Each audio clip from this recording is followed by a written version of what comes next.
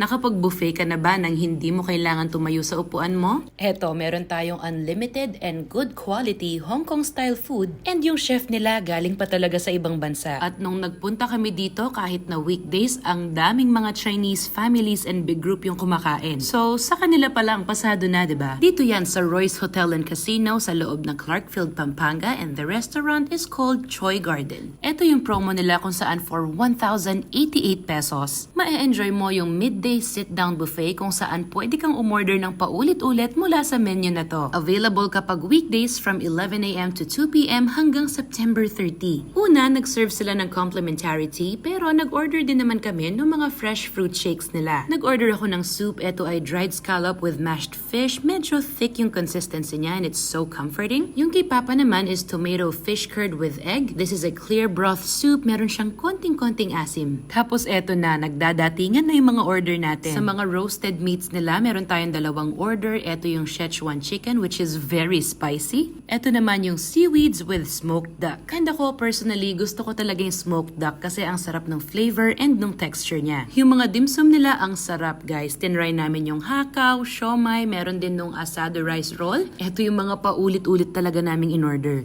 And then, eto na yung mga main course natin. Una, eto yung wasabi sauce prawn ball. So, these are breaded prawns, bathing in that sauce, tapos may kasamang fruits. This naman is the crispy chicken fillet with spicy sauce. Actually, hindi naman siya sobrang spicy. Saktong enjoyable lang and it's slightly sweet and sticky and I really liked it. Meron din tayong braised bean curd which is super savory and flavorful. Si Papa gustong-gusto niya tong stir-fried lettuce and garlic. At ako naman super enjoy dito sa stir-fried sliced beef with black pepper sauce. Tapos ang dami niyang bell peppers and onions, ang sarap isabay doon sa fried rice nila. For something sweet naman, winner yung buchi nila at itong bicho-bicho na ididip mo sa condensed milk. Hindi siya oily at mas masarap pa nga to kaysa doon sa mga pinipilahan ko sa Binondo. And then of course, walang kamatayang almond and lychee, very classic to. First time ko namang itatry itong Maya cake which is almost like putong puti, pero it's a lot softer and lighter tapos isa-serve nila sa'yo nang umuusok pa talaga. At alam nyo ba, hindi pa kami tapos kumain, si Papa iniisip niya na kung kailan siya babalik dito. Kasi talaga naman, the quality of the food and service is beyond good and we definitely had a pleasant dining experience. So shout out sa staff ng Choi Garden and for sure you're gonna see us again.